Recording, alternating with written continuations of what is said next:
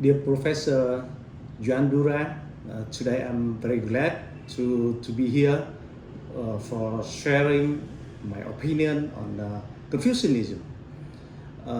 With topic the heaven in Confucianism and God in Christianism. The first set we have to make clear that Confucianism is not religion at all, but they have dimension, some religious dimension in itself. We can call there are some religiousness in Confucianism.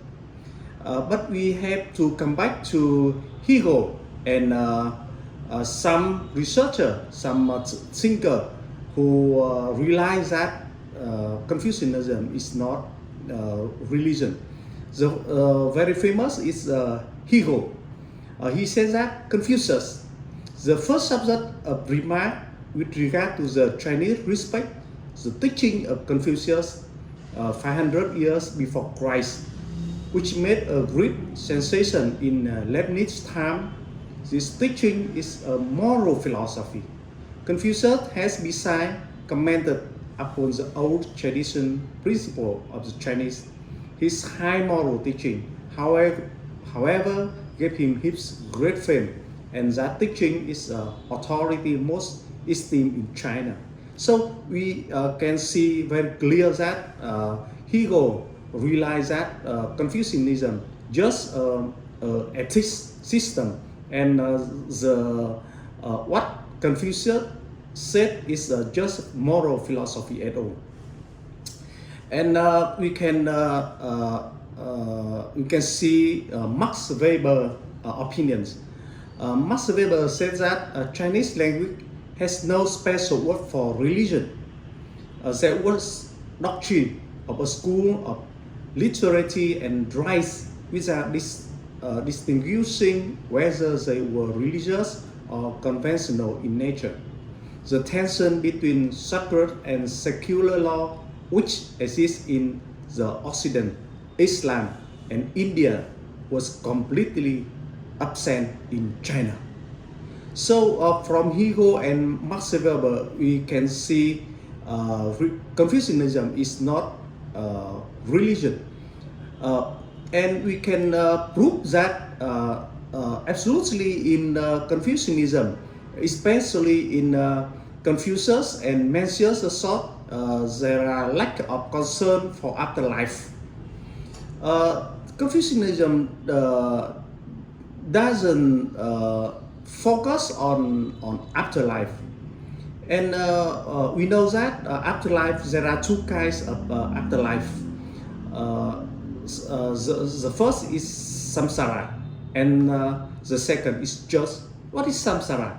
Samsara is mean the eternal circle of birth, death, and rebirth with many life is called samsara, and the just is called the religion focus on eternal sentence with only one life. And what we do this life will decide we go to heaven or hell or hell. So Confucianism just focus on this life. Even Confucius have opinion on immortality. In very old tradition Confucianism, they always talk about the three immortalities, or we can call three entities. The first is the noble morals, the second is great achievements, and the third is theoretical contributions. And what it takes to be ultimate is to be the most fundamentally real, reliable, or fulfilling among all that there is or could be. Historically, philosophy of religion in the West has taken God to be the ultimate. In the other religion, you can see, for example, in Indian, you can see Brahman. In Taoism, you can see the Tao, and you can see the God in Christianity, and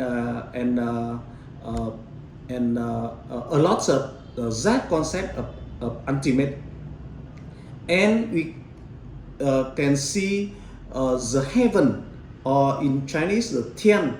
This kind of heaven is uh, can we call it ultimate, or it's just a concept of normal language at all? And in this paper, we divide to two uh, uh, in Christianism and in Confucianism. What is the most important concept of each doctrine or each religion? The first is God in Christianism. Why I choose Christianism? Because Christianism is far familiar than for me than Orthodox or Protestant, and I just focus on God in Christianism, especially in Thomas Aquinas' point of view. So you can see a lot of we call the dimension of God. We can find out what is God means. The first is God has existence of Himself. This is very important. God is being itself, and God has existence of Himself. And the second is God is unity, uniqueness, but has three persons. That's that kind of unity. And the third is God is immobility, without locomotion and without any change, just immobility. And the fourth is God is eternal, before time. And the fifth, God is omniscience. It means has knowledge on creation and universal. And we can call God is infinitely good. God is omnipotent, and God is pure spirit. So professor here, you are all very professional on theology. So I don't spend much time for this area, but I just focus on what is Tian or is heaven in Confucianism. So first I have to explain the heaven in Confucianism. It's not the heaven in usually we can use everyday's heaven. The heaven or the Tian in Confucianism is not only a cosmology concept, it's not only a moral concept, but also a metaphysic concept, or even it has in itself some religious dimension. So we can explain what is heaven in Confucianism. The heaven is not the nature. It's not the nature. The heaven and the nature is not the same. Heaven and the concept related to heaven is you can see the supreme deity or creator.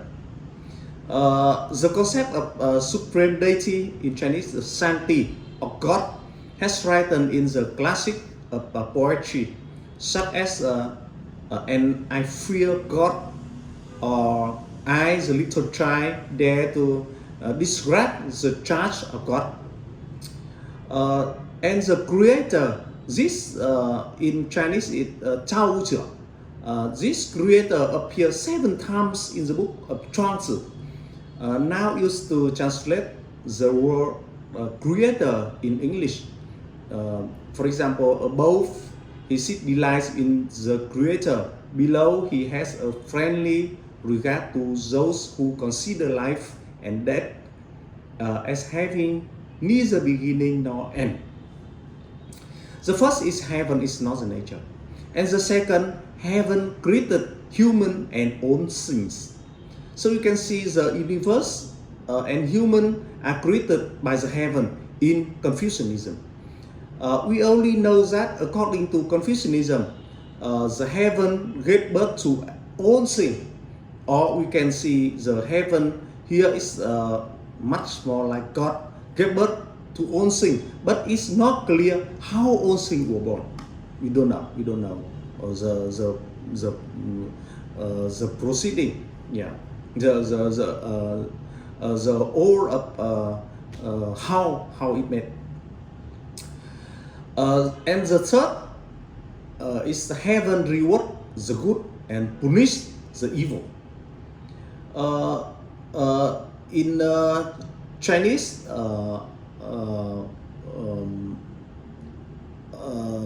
Confucianism, you can see, for example, the ways of God are not invariable.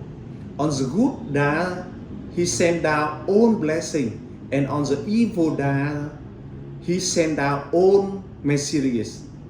Or trừ xa, in analect, Confucius said, trừ xa said, trừ xa is a student of Confucius. He said that there is the following saying which I have heard: death and life have their determinate appointment, and riches and honor depend upon the heaven. So you can see the heaven decide death or life, and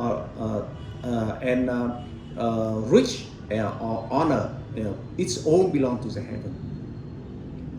Or you can see the Wang Sun Tian as saying, what is the meaning of saying, it is better to pay court to the furnace than to the southwest corner? It's two kind of sin, or two kind of spirit. And the master said, not so. He who offends against heaven has none to whom he can pray. And in the Shangshu, there is a sentence that the way of heaven is to bless good and make the bad miserable. It sent down calamities on the house of Xia to make manifest its guilt. Therefore I, the little child, charged with the decree of heaven and its bright terror, did not dare to forgive the criminal. It's so clear that heaven can reward the good and punish the evil. And the fourth, heaven has personal and individuality. We can see in the analysis of Confucius, there are some sentences can prove that. For example, when Nguyen died, Nguyen is the best student of Confucius, and Confucius put all the hope in Nguyen. And when Nguyen died, the master, the Confucius, said, heaven is destroying me. Heaven is destroying me. He said that is destroy Confucius himself by destroy his own hope for the whole mission, his mission.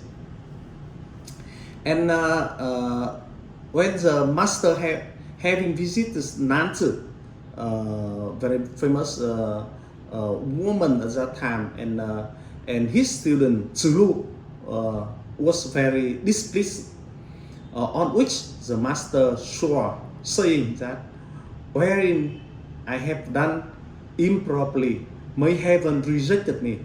May heaven reject me. So we can see the heaven is a subject with a will, love, and hate, and has personal. God in Christianity is a personal God, grace people and things, reward good and punish evil. So we can see Jesus is both God and human. Confucius is only human, not divine. Confucianism pushed to the extreme is a starting point of Christianity. And we can see the fifth the heaven here is he has son. The heaven is son, and son of heaven is the king of all kingdom, and he has absolutely power. And Nguyễn Quốc Tuấn in his paper has a valid observation. He said that the relationship between the Chinese king and God is not mediated by the clergy. He is the supreme and all-powerful representative of the God on earth, the direct embodiment of the personified God. The sixth is ethics and values come from heaven. In Trung Dung, they said that what heaven has conferred is called the nature, and accordance with this nature is called the path of beauty, and the regulation of this path is called instruction. So you can see at the beginning of Trung Dung, this sentence is very famous and very clear, said that all the ethics and values come from the heaven. And the seventh, human unity with heaven. Confucianism contains the ideal and values of transcendental as a world of ways or principle of heaven, while human unity with heaven, which is transcendent in Confucianism, similar to God in Christianity, is a key notion in Confucianism. In Analect, you can see that the master said, heaven, Tian, there is no one that knows me. And his student Tzu Kung asked, what do you mean by just saying that no one knows you? The master replied, I do not murmur against heaven. I do not grumble against men. My studies lie low and my penetration rise high. But there is heaven that knows me. God is the source, the fundamental of all value. You can see it's very clearly in Christianism. For example, Beckley doesn't think that the flower doesn't exist. Instead, he thinks that it is just a collection of ideas of perception, and he says, S percipi is very famous. To be is to be perceived. For object of sense, they being perceived by us. So you can see the Confucianism became a political doctrine in the hand of ruling class. You can see the heaven, the son of heaven is the king of all kingdom.